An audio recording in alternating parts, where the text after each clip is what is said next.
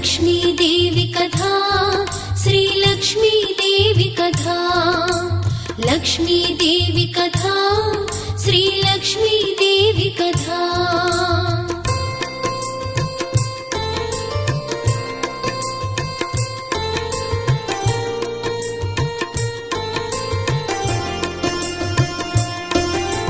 समस्त जगमुलु रक्षिंचे